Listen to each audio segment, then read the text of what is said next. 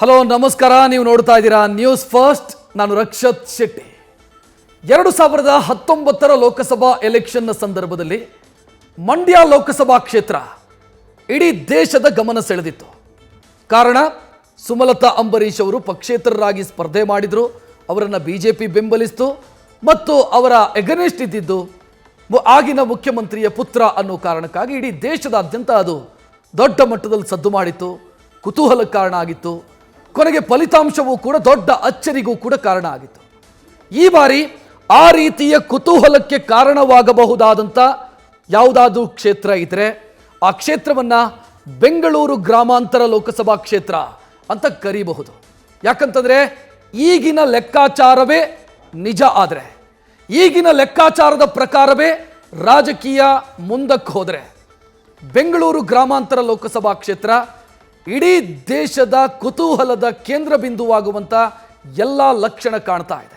ಕರ್ನಾಟಕದ high voltage Lok Sabha ಕ್ಷೇತ್ರಗಳ ಪೈಕಿ ಬೆಂಗಳೂರು ಗ್ರಾಮಾಂತರವೂ ಕೂಡ ಸ್ಥಾನ ಪಡೆಯುವಂಥ ಸಾಧ್ಯತೆ ಕಾಣ್ತಾ ಇದೆ ಮತ್ತು ಮೊದಲ ಸ್ಥಾನವನ್ನು ಅಲಂಕರಿಸುವಂಥ ಸಾಧ್ಯತೆ ಇದೆ.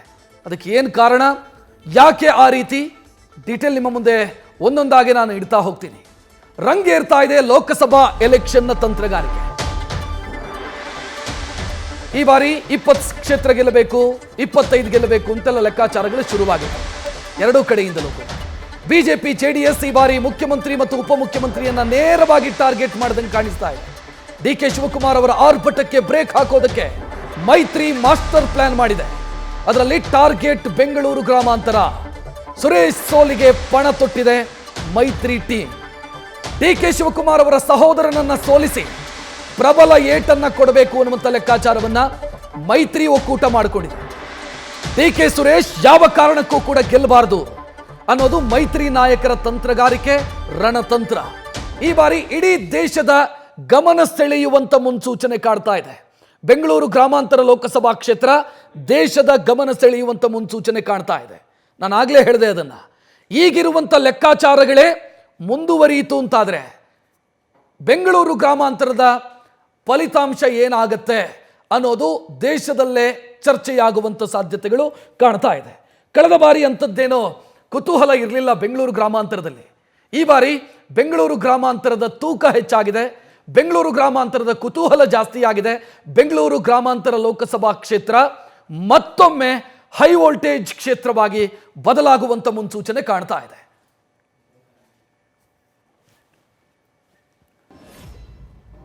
ಇದಕ್ಕೆ ಮೂಲ ಕಾರಣ ಏನು ಅಂತ ಹುಡುಕ್ತಾ ಹೋದರೆ ಒಂದು ಬಹಳ ಇಂಟ್ರೆಸ್ಟಿಂಗ್ ರಾಜಕೀಯ ಸಮೀಕರಣ ತೆರೆದುಕೊಳ್ತಾ ಹೋಗುತ್ತೆ.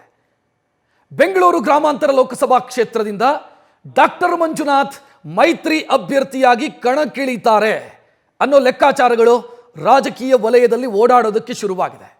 ಅವರು ಕಣಕ್ಕಿಳಿಯುವಂಥ ಮುನ್ಸೂಚನೆಯೂ ಕೂಡ ಕಾಣ್ತಾ ಇದೆ. ಡಾಕ್ಟರ್ ಮಂಜುನಾಥ್ ಅವರನ್ನ ಕಣಕ್ಕಿಳಿಸಿ ಮೈತ್ರಿ ನಾಯಕರು ಮಾಸ್ಟರ್ ಸ್ಟ್ರೋಕ್ ಕೊಡೋದಕ್ಕೆ ಮುಂದಾಗಿದ್ದಾರೆ. ಅದು ಅಳೆದು ತೂಗಿ ಡಾಕ್ಟರ್ ಮಂಜುನಾಥ್ ಸೂಕ್ತ ಅಭ್ಯರ್ಥಿ ಅನ್ನೋ ಅಭಿಪ್ರಾಯಕ್ಕೆ ಮೈತ್ರಿ ನಾಯಕರು ಈ ಕ್ಷಣದಲ್ಲಿ ಬಂದಂಗೆ ಕಾಣಿಸ್ತಾ ಇದೆ.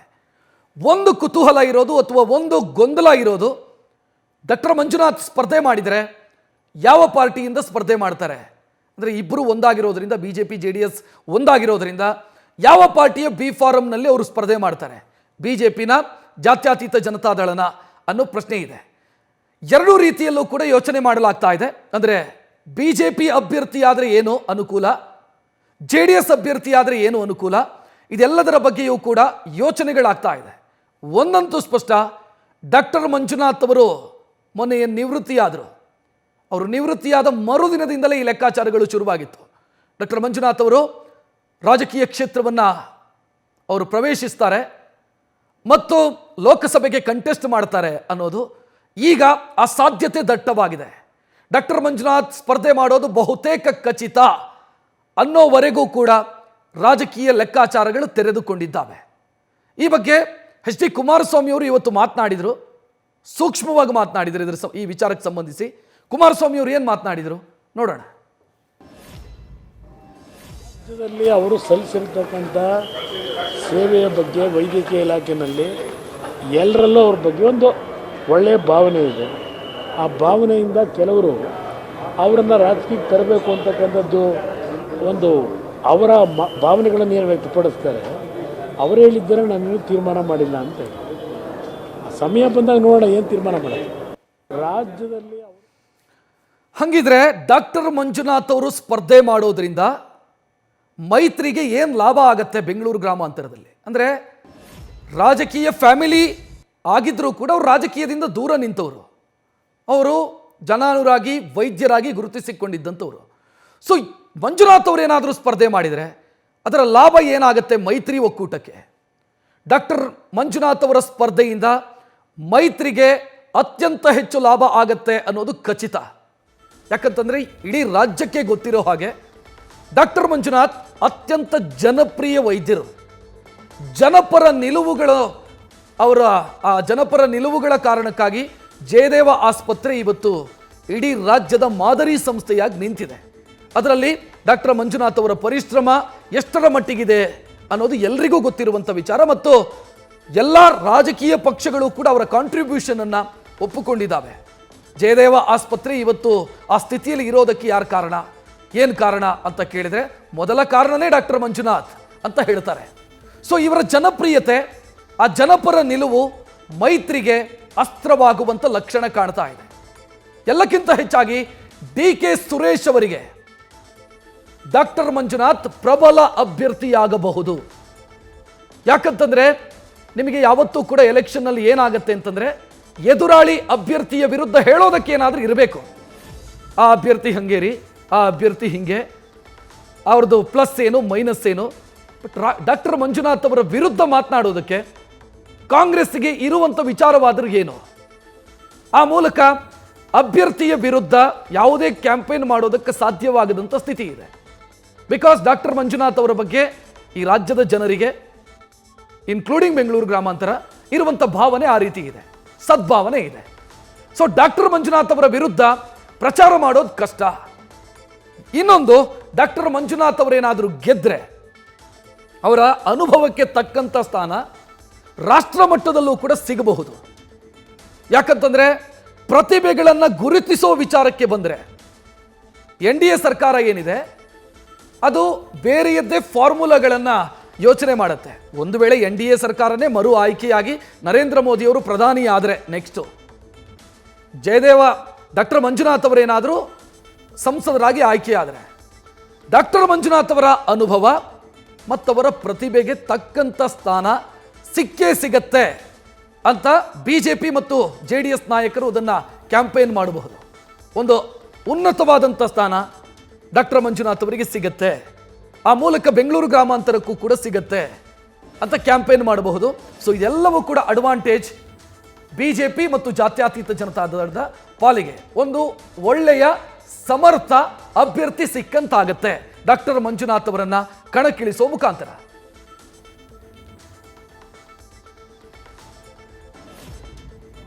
ಇದು ಪ್ಲಸ್ ಆಯಿತು. ನೆಕ್ಸ್ಟ್, ಡಾಕ್ಟರ್ ಮಂಜುನಾಥ್ ಅವರು ಅವರನ್ನು ಕಣಕ್ಕಿಳಿಸೋದರ ಹಿಂದೆ DK ಶಿವಕುಮಾರ್ ಅವರ ವಿರುದ್ಧ ಒಂದು ಚಕ್ರವ್ಯೂಹವನ್ನು ರೂಪುಗೊಳಿಸುವಂತ ಮುನ್ಸೂಚನೆಯೂ ಕೂಡ. ಡಾಕ್ಟರ್ ಮಂಜುನಾಥ್ ಅವರೇನಾದರೂ ಸ್ಪರ್ಧೆ ಮಾಡಿದರೆ DKಶಿ ಪಾಲಿಗೆ ಅದೊಂದು ಚಕ್ರವ್ಯೂಹ, ಭೇದಿಸೋದು ಕಷ್ಟ ಇದೆ. ಎಂಟ್ರಿ ಆಗಬಹುದು, ಭೇದಿಸೋದು ಕಷ್ಟ ಅನ್ನುವಂಥ ಸ್ಥಿತಿ. ತಮ್ಮನನ್ನು ಗೆಲ್ಲಿಸಿಕೊಳ್ಳೋದಕ್ಕೆ ಇಷ್ಟು ವರ್ಷ ಅಂದರೆ 3 ಎಲೆಕ್ಷನ್, ಒಂದು ಬೈ ಎಲೆಕ್ಷನ್ನು, 2 ಎಲೆಕ್ಷನ್, ಒಟ್ಟು 3 ಬಾರಿ ಸಂಸದರು. ಸೊ ಈ 3 ಬಾರಿ ಪಟ್ಟ ಶ್ರಮಕ್ಕಿಂತ ಹೆಚ್ಚಿನ ಶ್ರಮವನ್ನು ಪಡಬೇಕಾದಂಥ ಅಗತ್ಯ ಇದೆ, ಪರಿಶ್ರಮ ಅಗತ್ಯ ಇದೆ. ಅದೇ ಕಾರಣಕ್ಕಾಗಿ ಬೆಂಗಳೂರು ಗ್ರಾಮಾಂತರಕ್ಕೆ DKಶಿ ಸೀಮಿತವಾಗಬಹುದು. ಅಂದರೆ ತಮ್ಮನನ್ನು ಗೆಲ್ಲಿಸಿಕೊಳ್ಳೋದಕ್ಕೆ ಬೆಂಗಳೂರು ಗ್ರಾಮಾಂತರದಲ್ಲೇ ಅವರು ಪ್ರಚಾರ ಕಾರ್ಯಕ್ಕೆ ಸೀಮಿತವಾಗಬೇಕಾದಂಥ ಪರಿಸ್ಥಿತಿ, ಬೇರೆ ಕ್ಷೇತ್ರದ ಕಡೆಗೆ ಕಾನ್ಸಂಟ್ರೇಟ್ ಮಾಡಲಾಗದಂಥ ಸ್ಥಿತಿ ನಿರ್ಮಾಣ ಆಗಬಹುದು. ಉಳಿದ ಕ್ಷೇತ್ರಗಳಿಗೆ ಗಮನ ಹರಿಸೋದಕ್ಕೆ DK ಶಿವಕುಮಾರ್ ಅವರಿಗೆ ಅಸಾಧ್ಯ ಆಗತ್ತೆ. ಆ ಮೂಲಕ DK ಶಿವಕುಮಾರ್ ಅವರನ್ನ ಕ್ಷೇತ್ರಕ್ಕೆ ಕಟ್ಟಿ ಹಾಕೋದ್ರಲ್ಲಿ BJP ಮತ್ತು JDSನ ನಾಯಕರು ಯಶಸ್ವಿಯಾದಂಗೆ. ಬೆಂಗಳೂರು ಗ್ರಾಮಾಂತರದಲ್ಲಿ ದೋಸ್ತಿ ಏನಾದರೂ ವರ್ಕ್ ಆದರೆ DK ಶಿವಕುಮಾರ್ಗೆ ದೊಡ್ಡ ಮಟ್ಟದ ಸಮಸ್ಯೆ ಆಗುತ್ತೆ. ದೋಸ್ತಿ ವರ್ಕ್ ಆಗೋದು ಅಂತಂದರೆ ಹಿಂಗೆ ಅಂತಂದರೆ BJPಯ ವೋಟರ್ಸು ಮತ್ತು ಜಾತ್ಯತೀತ ಜನತಾದಳದ ವೋಟರ್ಸು ಡಾಕ್ಟರ್ ಮಂಜುನಾಥ್ ಅವರಿಗೆ ಬೇಕಾಗಿ ಒಂದಾದರೆ DK ಸುರೇಶ್ ಅವರಿಗೆ ಅದೊಂದು ಅಲರಾಮಿಂಗು, ಬಹಳ ದೊಡ್ಡ ಎಚ್ಚರಿಕೆ. ಬೆಂಗಳೂರು ಗ್ರಾಮಾಂತರದಲ್ಲಿ ಒಂದು ವೇಳೆ DK ಸುರೇಶ್ ಸೋತ್ರೆ ಅದು DKಶಿ ಪಾಲಿಗೆ ದೊಡ್ಡ ಮುಜುಗರ. ರಾಜ್ಯದ ಉಪಮುಖ್ಯಮಂತ್ರಿಯಾಗಿ ಕೆಪಿಸಿಸಿಯ ಅಧ್ಯಕ್ಷರಾಗಿ ತಮ್ಮ ಸಹೋದರನನ್ನು ಗೆಲ್ಲಿಸಿಕೊಳ್ಳೋದಕ್ಕಾಗಲಿಲ್ಲ ಅನ್ನುವಂಥ ವಿಚಾರ ಏನಿದೆ ಅದವರ ನಾಯಕತ್ವಕ್ಕಾಗುವಂಥ ಅತಿ ದೊಡ್ಡ ಹೊಡೆತ ಅದು. ಸೊ ಅದಾಗಬೇಕು ಅಂತ ಮೈತ್ರಿ ಬಯಸ್ತಾ ಇರೋದು. ಈಗ ಡಿ ಕೆ ಶಿವಕುಮಾರ್ ಅವರ ಸಹೋದರ ಸೋತ್ರೆ ಡಿ ಕೆ ಶಿವಕುಮಾರ್ ಸೋತಂಗೆ ಅನ್ನೋ ಲೆಕ್ಕಾಚಾರ. ಡಿ ಕೆ ಶಿವಕುಮಾರ್ ಅವರಿಗೆ ಆ ಮೂಲಕ ದೊಡ್ಡ ಮಟ್ಟದ ಮುಜುಗರ ಸೃಷ್ಟಿಯಾಗತ್ತೆ. ಸಹೋದರನನ್ನು ಗೆಲ್ಲಿಸಿಕೊಳ್ಳದವನು ಇನ್ಯಾವ ನಾಯಕ ಅನ್ನುವಂಥ ಪ್ರಶ್ನೆ ಬಂದೇ ಬರುತ್ತೆ. ಸೊ ಈ ಸಿಚುವೇಶನ್ ರೈಸ್ ಆಗಬೇಕು ಅಂತ ಬಿಜೆಪಿ ಜೆಡಿಎಸ್ ಯೋಚನೆ ಮಾಡ್ತಾ ಇದೆ. ಆ ಮೂಲಕ ಹಳೆ ಮೈಸೂರು ಭಾಗದಲ್ಲಿ ಡಿ ಕೆ ಶಿವಕುಮಾರ್ ಆ ಬೆಳೆಸ್ತಾ ಇರುವಂಥ ಪ್ರಾಬಲ್ಯ ಇದೆಯಲ್ಲ ಅದು ಜೆಡಿಎಸ್ಗೆ ಥ್ರೆಟ್ಟು. ಆ ಥ್ರೆಟ್ ಏನಿದೆ ಜೆಡಿಎಸ್ನ ಪಾಲಿಗೆ ಮಾರಕವಾಗ್ತಾ ಇದೆ. ಅದು ಡಿ ಕೆ ಶಿವಕುಮಾರ್ ಅವರ ಬೆಳೀತಾ ಇರುವಂಥ ಪ್ರಾಬಲ್ಯ ಹಳೆ ಮೈಸೂರು ಭಾಗದಲ್ಲಿ. ಅದಕ್ಕೆ ಬ್ರೇಕ್ ಹಾಕೋದಕ್ಕೆ ಸಾಧ್ಯ. ಜೊತೆಗೆ ಮುಂದಕ್ಕೆ ಸಿಎಂ ಹುದ್ದೆ ಕನಸಲ್ಲಿದ್ದಾರೆ ಡಿ ಕೆ ಶಿವಕುಮಾರ್. ಆ ಕನಸಿಗೂ ಕೂಡ ಈ ಸೋಲು ಸಮಸ್ಯೆಯಾಗುವಂಥ ಸಾಧ್ಯತೆ ಇದೆ. ಒಂದು ವೇಳೆ D K Suresh doctor Manjunath ಅವರ ವಿರುದ್ಧ ಸೋತರೆ ಡಿ ಕೆ ಶಿವಕುಮಾರ್ ಅವರ ಮುಖ್ಯಮಂತ್ರಿ ಸ್ಥಾನದ ಕನಸಿಗೂ ಕೂಡ ಸಮಸ್ಯೆಯಾಗಬಹುದು. ಮುಖ್ಯಮಂತ್ರಿ ಆಗೋದೇ ಇಲ್ಲ ಅಂತಲ್ಲ, ಬಟ್ ಸಮಸ್ಯೆ ಆಗಬಹುದು, ವಿಳಂಬ ಆಗಬಹುದು, ಅಥವಾ ಅವರ ರಾಜಕೀಯ ವಿರೋಧಿಗಳಿಗೆ ಅದೇ ಅಸ್ತ್ರವಾಗಬಹುದು. ತಮ್ಮನನ್ನು ಗೆಲ್ಲಿಸಿಕೊಳ್ಳೋದಕ್ಕಾಗಲಿಲ್ಲ ಅಂತ. ಎರಡನೆಯದು, ಜಾತ್ಯತೀತ ಜನತಾದಳಕ್ಕೆ ದೊಡ್ಡ ಅಡ್ವಾಂಟೇಜು ಡಿ ಕೆ ಶಿವಕುಮಾರ್ ಅವರ ಪ್ರಾಬಲ್ಯ. ಅದನ್ನು ಕಟ್ ಮಾಡ್ದಂಗೆ ಆಗುತ್ತೆ ಅಥವಾ ಅದಕ್ಕೆ ಬ್ರೇಕ್ ಹಾಕದಂಗೆ ಆಗುತ್ತೆ ಹಳೆ ಮೈಸೂರು ಭಾಗದಲ್ಲಿ. ಸೊ ಈ ಅಡ್ವಾಂಟೇಜಿನ ನಿರೀಕ್ಷೆಯಲ್ಲಿ ಜಾತ್ಯತೀತ ಜನತಾದಳ ಇದೆ. ಬೆಳೀತಾ ಇರುವಂಥ ಡಿ ಕೆ ಶಿವಕುಮಾರ್ ಅವರ ಪ್ರಾಬಲ್ಯಕ್ಕೆ ಬ್ರೇಕ್ ಹಾಕಬೇಕು, ಡಾಕ್ಟರ್ ಮಂಜುನಾಥ್ ಅವರ ಸ್ಪರ್ಧೆಯ ಮುಖಾಂತರ ಅದು ಸಾಧ್ಯ ಅಂತ ಮೈತ್ರಿ ನಾಯಕರು ಬಯಸಿದಂಗೆ ಯೋಚನೆ ಮಾಡ್ದಂಗೆ ಕಾಣಿಸ್ತಾ ಇದೆ.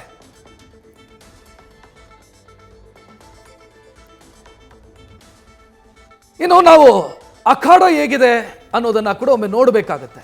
ಅಂದರೆ ಬೆಂಗಳೂರು ಗ್ರಾಮಾಂತರದ ರಾಜಕೀಯ ಸನ್ನಿವೇಶ ಸದ್ಯಕ್ಕೆ ಏನಿದೆ, ನಾವೊಮ್ಮೆ ಇತಿಹಾಸಕ್ಕೆ ಹೋಗಿ ಆ ನಂತರ ವರ್ತಮಾನಕ್ಕೆ ಬರಬೇಕು. ಇತಿಹಾಸ ಏನಾಗಿತ್ತು, ಸೊ ಅದನ್ನು ನೋಡಿದಾಗ ನಮಗೆ ಆ ನಂಬರ್ಸ್ ನೋಡಿದಾಗ ಒಂದು ಅಂಕಿಅಂಶ ಸಿಗುತ್ತೆ. ನೋಡೋಣ. 2014 2019 ಬರ್ತಾ ಇದೆ ಡೀಟೇಲು. 2019ರಲ್ಲಿ ಏನಾಗಿತ್ತು? ಡಿ ಕೆ ಸುರೇಶ್ ಅವರು ಪಡೆದಂಥ ಮತಗಳು 8,78,000 ಚಿಲ್ಲರೆ ಮತ ಡಿ ಕೆ ಸುರೇಶ್ ಪಡೆದಿರೋದು. ಅಶ್ವಥ್ ನಾರಾಯಣ ಗೌಡ ಎಕ್ಸ್ MLC ಅವರು ಪಡೆದಿರೋದು 6,71,000 ಮತ. 2019ರಲ್ಲಿ JDSನ ಕ್ಯಾಂಡಿಡೇಟ್ ಇರಲಿಲ್ಲ. ಕಾರಣ ಕಾಂಗ್ರೆಸ್ಸು ಮತ್ತು ಜಾತ್ಯತೀತ ಜನತಾದಳ ಒಂದಾಗಿತ್ತು. ಆ ಕಾರಣಕ್ಕಾಗಿ ಬಿಜೆಪಿ ವರ್ಸಸ್ ಆ ಕಾಂಗ್ರೆಸ್ ಅನ್ನುವಂಥ ಬ್ಯಾಟಲ್ ಸೃಷ್ಟಿಯಾಗಿತ್ತು. ಆ ಯುದ್ಧ ಭೂಮಿ ರೆಡಿಯಾಗಿತ್ತು. ಪರಿಣಾಮ 2,06,000 ಮತಗಳ ಅಂತರದಲ್ಲಿ ಡಿ ಕೆ ಸುರೇಶ್ 3ನೇ ಬಾರಿ ಸಂಸತ್ತಿಗೆ ಆಯ್ಕೆಯಾದರು. ಆದರೆ ಅಲ್ಲಿ ನೀವು ಗಣನೀಯ ನಂಬರ್ಸ್ ಗಮನಿಸಬೇಕಾಗಿರೋದು ಬಿಜೆಪಿ ಅಭ್ಯರ್ಥಿ ಪಡೆದಿರುವಂಥ ಮತ 6 ಲಕ್ಷ ಚಿಲ್ಲರೆ, 6,71,000 ಮತಗಳನ್ನು ಬಿಜೆಪಿಯ ಅಭ್ಯರ್ಥಿ ಪಡೆದಿದ್ದಾರೆ. ಸೊ ಬಿಜೆಪಿ ಶ್ರಮ ವಹಿಸಿದರೆ ಇದನ್ನು ಇನ್ನಷ್ಟು ಬೆಟರ್ ಮಾಡಬಹುದು. ಸೊ ಇದು ಅದರ ಜೊತೆಗೆ ಒಬ್ಬ ಪ್ರಬಲ ಅಭ್ಯರ್ಥಿಯಾಗಿ ಡಾಕ್ಟರ್ ಮಂಜುನಾಥ್ ಅವರಂಥ ಅಭ್ಯರ್ಥಿ ಏನಾದರೂ ಕಣಕ್ಕಿಳಿದರೆ ಕಣದ ಚಿತ್ರಣ ಬೇರೆ ರೀತಿಯಲ್ಲಾಗತ್ತೆ. ಬಿಜೆಪಿ ಮತ್ತು JDS ಒಂದಾಗಿ ಅಭ್ಯರ್ಥಿಯನ್ನು ಕಣಕ್ಕಿಳಿಸಿದಾಗ ಕಣದ ಚಿತ್ರಣ ಬದಲಾಗತ್ತೆ. ಸೊ ಇದು ಸಿಂಪಲ್ ಆದಂಥ ಅಂಕಿಅಂಶ ನಾವು ನೋಡ್ತಾ ಇರೋದು. ಇನ್ನು 2014ರದ್ದೊಮ್ಮೆ ನೋಡಿದರೆ ನಮಗೆ ಇನ್ನೂ ಕೂಡ ಅದರ ಬೆಂಗಳೂರು ಗ್ರಾಮಾಂತರದ ಸ್ಪಷ್ಟ ಚಿತ್ರಣ ಅರ್ಥ ಆಗುತ್ತೆ. 14ರ ಡೀಟೇಲ್ ಇದೆ. 6,52,000 ಮತಗಳನ್ನು ಡಿ ಕೆ ಸುರೇಶ್ ಅವರು ಪಡೆದರು. ನೆಕ್ಸ್ಟು ಬಿಜೆಪಿ ಅಭ್ಯರ್ಥಿಯಾಗಿ ಆ ಸಂದರ್ಭದಲ್ಲಿ ಈಗಿನ MLC ತುಳಸಿ ಮುನ್ರಾಜೀವ್ ಗೌಡ 4,21,000 ಓಟು ಪಡೆದರು. ಸೊ ಅಲ್ಲಿಗೆ ಬಿಜೆಪಿ ಅಲ್ಲೇನು ಡೆಡ್ ಹಾರ್ಸ್ ಅಲ್ಲ. ಬಿಜೆಪಿ ಅಲ್ಲಿ 2ನೇ ಪ್ಲೇಸಲ್ಲಿದೆ 2014ರಲ್ಲೂ ಕೂಡ. JDSನಿಂದ ಪ್ರಭಾಕರ್ ರೆಡ್ಡಿ ಕಂಟೆಸ್ಟ್ ಮಾಡಿದ್ರು 3,17,000 ಓಟು. ನೀವು ರಾಜಕೀಯವಾಗಿ ಆ 2 ಓಟುಗಳು ಹಂಗೆ ಒಟ್ಟಾಗತ್ತೆ ಅಂತಲ್ಲ, ಬಟ್ ಒಂದು ಸಾಮಾನ್ಯ ಲೆಕ್ಕಾಚಾರ ಹಾಕೋಣ. ನೀವು JDSನ ಓಟು, ಪ್ರಭಾಕರ್ ರೆಡ್ಡಿ ಅವರು ಪಡೆದಂಥ ಓಟು, ಈ ಕಡೆ ಬಿಜೆಪಿ ಅಭ್ಯರ್ಥಿ ಪಡೆದಂಥ ಓಟು, ಎರಡನ್ನೂ ಪ್ಲಸ್ ಮಾಡಿದರೆ ಅಲ್ಲಿಗೆ ಡಿ ಕೆ ಸುರೇಶ್ ಅವರು ಸೋಲುವಂಥ ನಂಬರ್ ಬರುತ್ತೆ. ಸೊ ಆ 2 ಓಟುಗಳು ಒಂದಾಗತ್ತೆ ಅಂತ ನಾನಿಲ್ಲಿ ಹೇಳ್ತಾ ಇರೋದಲ್ಲ, ಬಟ್ ಅಂಥ ಸಾಧ್ಯತೆಗಳಿದಾವೆ ಅಂತ. 3,17,000 ಓಟು, 4,21,000 ಓಟು, ಗೆಲುವಿನ ಅಂತರ 2,31,000. ಸೊ ನೀವು ಆ ಲೆಕ್ಕಾಚಾರವನ್ನು ನೋಡಿದ್ರು ಕೂಡ ಡಿ ಕೆ ಸುರೇಶ್ ಅವರ ಪಾಲಿಗೆ ಈ ಬಾರಿಯ ಯುದ್ಧ ಭೂಮಿ ಒಂದು ರೀತಿಯಲ್ಲಿ ಬೇರೆಯೇ ಕಥೆಯನ್ನ ಹೇಳ್ತಿದೆ ಅನ್ನೋದು ಗೊತ್ತಾಗ್ತಾ ಇದೆ. ಯಾಕೆಂತಂದ್ರೆ ಈ ಬಾರಿ JDS ಮತ್ತು BJP ಅಭ್ಯರ್ಥಿಯಾಗಿ ಡಾಕ್ಟರ್ ಮಂಜುನಾಥ್ ಅವರು ಅಥವಾ ಇನ್ನೊಬ್ಬರು ಸ್ಪರ್ಧೆ ಮಾಡ್ತಾರೆ. ಆ ಎರಡು ಓಟುಗಳು ಒಂದಾಗಬಹುದು. ಕಳೆದ ಬಾರಿ ಏನಾಗಿತ್ತು ಅಂತಂದ್ರೆ ನೀವು ಅಶ್ವಥ್ ನಾರಾಯಣ ಅವರು ಪಡೆದಂಥ ಓಟು 6,71,000 ಅಂತ ನೋಡ್ತಾ ಇದ್ದೀರಿ 2019ರಲ್ಲಿ.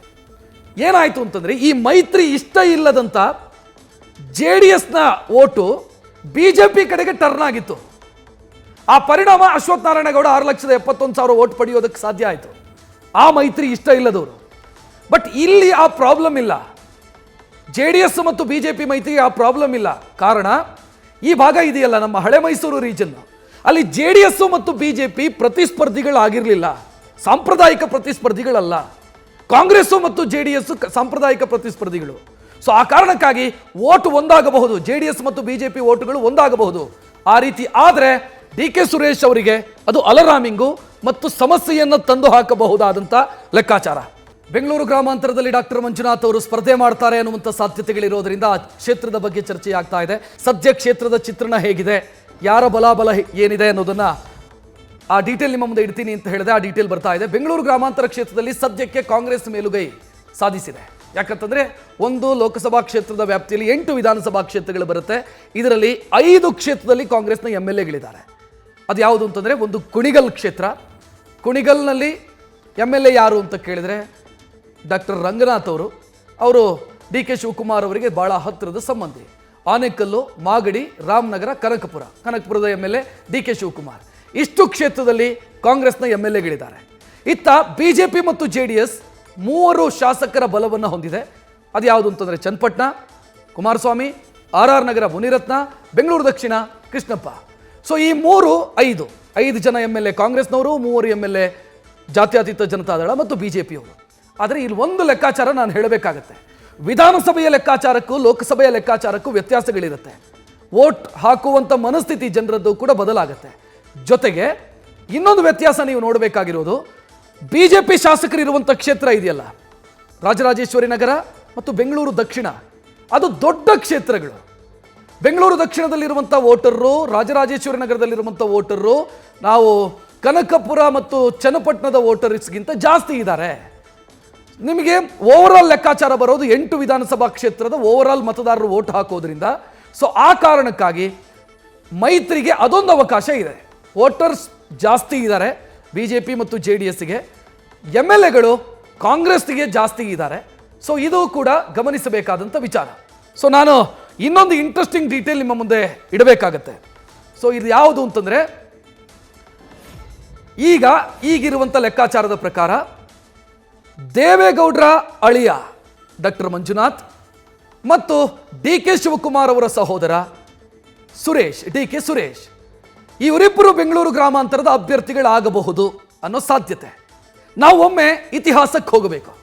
ಏನಾಗಿತ್ತು ಈ 2 ಫ್ಯಾಮಿಲಿ ಮೆಂಬರ್ಸು ನೇರ ಒಂದೇ ಕ್ಷೇತ್ರದಲ್ಲಿ ಸ್ಪರ್ಧೆ ಮಾಡಿದಂಥ ಸಂದರ್ಭದಲ್ಲಿ ಏನಾಗಿತ್ತು, ಈ ಫ್ಯಾಮಿಲಿ ಎದುರು ಬದುರಾದಾಗ ಏನಾಗಿತ್ತು. ಸೊ ಆ ಡೀಟೇಲ್ ನೀವು ನೋಡ್ತಾ ಇದ್ದೀರಿ. 1985ರಲ್ಲಿ ಈ ಕುಟುಂಬದ ಮೊದಲ ಎದುರು ಬದುರಾಗಿದ್ದು 1985ರಲ್ಲಿ. ಕ್ಷೇತ್ರ ಯಾವುದು ಅಂತಂದ್ರೆ ಸಾತ್ನೂರು ವಿಧಾನಸಭಾ ಕ್ಷೇತ್ರ. ದೇವೇಗೌಡರು ಹೊಳೆನರಸೀಪುರದಲ್ಲೂ ಸ್ಪರ್ಧೆ ಮಾಡಿದರು, ಸಾತನೂರು ಕ್ಷೇತ್ರದಲ್ಲೂ ಸ್ಪರ್ಧೆ ಮಾಡಿದರು. ಅಂದರೆ 2 ಕ್ಷೇತ್ರದಲ್ಲಿ ಸ್ಪರ್ಧೆ ಮಾಡಿದರು ಅವರು. ಆ ಸಂದರ್ಭದಲ್ಲಿ ದೇವೇಗೌಡರ ಎಗನೆಸ್ಟ್ ಆಗಿ ಸ್ಪರ್ಧೆ ಮಾಡಿದ್ದು ಡಿ ಕೆ ಶಿವಕುಮಾರ್. ಆ ಮೊದಲ ಸ್ಪರ್ಧೆಯಲ್ಲಿ ಅಥವಾ ಮೊದಲ ಮುಖಾಮುಖಿಯಲ್ಲಿ ದೇವೇಗೌಡರ ಫ್ಯಾಮಿಲಿ ಗೆದ್ದಿತ್ತು. ದೇವೇಗೌಡರು ಗೆದ್ದಿದ್ರು. ದೇವೇಗೌಡರು ಡಿ ಕೆ ಶಿವಕುಮಾರ್ ಅವರನ್ನು ಸೋಲಿಸಿದ್ರು ಸಾತ್ನೂರು ವಿಧಾನಸಭಾ ಕ್ಷೇತ್ರದಲ್ಲಿ. 2ನೇ ಮುಖಾಮುಖಿಯಾಗಿದ್ದು ಈ ಕುಟುಂಬದ ಮಧ್ಯೆ ಯಾವಾಗ ಅಂತಂದ್ರೆ 1999. ಅದೇ ಸಾತನೂರು ವಿಧಾನಸಭಾ ಕ್ಷೇತ್ರ. ಸ್ಪರ್ಧೆ ಮಾಡಿದ ಯಾರು ಅಂತಂದ್ರೆ D K Shivakumar versus HD Kumaraswamy. ಆ ಎಲೆಕ್ಷನ್ನಲ್ಲಿ 99ರ ಎಲೆಕ್ಷನ್ನಲ್ಲಿ ಕುಮಾರಸ್ವಾಮಿ DKC ವಿರುದ್ಧ ಸೋಲು ಕಂಡ್ರು. ಡಿ ಕೆ ಶಿವಕುಮಾರ್ ಗೆದ್ರು. ಕುಮಾರಸ್ವಾಮಿ ಅವರಿಗೆ ಡಿ ಕೆ ಶಿವಕುಮಾರ್ ಅವರನ್ನು ಸೋಲಿಸೋದಕ್ಕಾಗಲಿಲ್ಲ. ಇದು 99ರಲ್ಲಿ. 3ನೇ ಮುಖಾಮುಖಿ ಈ ಫ್ಯಾಮಿಲಿ ಮಧ್ಯೆ ಆಗಿದ್ದು ಅದು 2002ರಲ್ಲಿ. 2002ರಲ್ಲಿ ಒಂದು ಬೈ ಎಲೆಕ್ಷನ್ ಬಂತು.